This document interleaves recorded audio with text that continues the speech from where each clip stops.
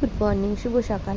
তোমার বড় ছেলেকে বড় মেয়েকে ব্রেকফাস্টে আজকে একটু চাউমিন বানিয়ে দিচ্ছি, একটু হালকা মশলা দিয়ে, সোয়াবিন ছোটো ছোটো সোয়াবিন দিয়ে। আর ওরা সবজি বেশি খেতে চায় না, যতই সুস্বাদু করে বানাও না কেন সেই সবজি ওরা সাইড করে ফেলে দেয়। আর এদিকে ছোটো ছেলে চিকুর জন্য আমি একটু বাটার দিয়ে একটু সামান্য নুন ফেলে একদম মশলা ছাড়া ম্যাগি বানিয়েছি। আর দেখো কতটা সফট হয়েছে, আমি তোমাদের দেখাচ্ছি। আর আমার চিকু খুব ভালোই খায় এটা। চলো এবার দুপুরে রান্নার লাঞ্চ মেনুটা তোমাদের সঙ্গে শেয়ার করি। তো দুপুরের এনেছি মাটন, তো মাটনটা আমি ম্যারিনেশন করে রেখেছি।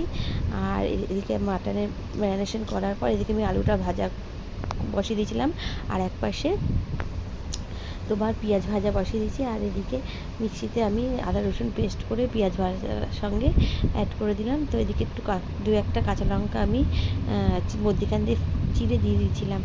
আর এদিকে মাটনটাও দিয়ে দিলাম। দেখো কালারটা কত সুন্দর আসছে, যেহেতু আমি একটু কাশ্মীরি লঙ্কা অ্যাড করেছি।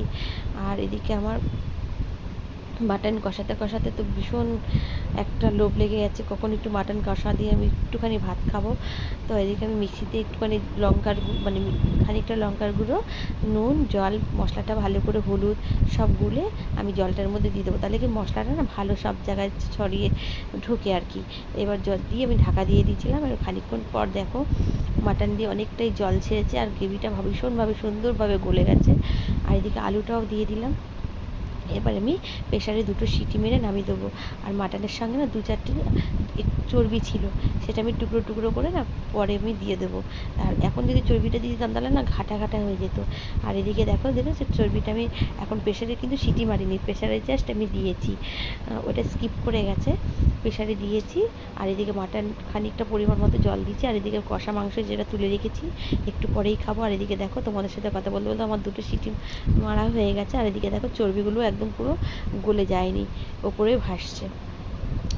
মাটনের চর্বিটা আমি একটু পরেই দিই, হ্যাঁ। আর এদিকে দেখো দেখেই কতটা লোভ লাগছে, কখন গরম গরম ভাত দিয়ে আমি আমার ছেলে মেয়েকে দেবো, আর আমিও আর তোমার দাদাভাই খাবো। আর তোমরাও যদি খেতে ইচ্ছা হয় তাহলে শিগগিরই চলে আসো আমার পরিবারে, তোমাদেরকেও রান্না করে খাওয়াবো। তো ভিডিওটা আমার আজকে এত অবধি। ভালো লাগলে অবশ্যই লাইক কমেন্ট শেয়ার করো, সাবস্ক্রাইব করে আমার পাশে থেকো। আজকের মতো টাটা।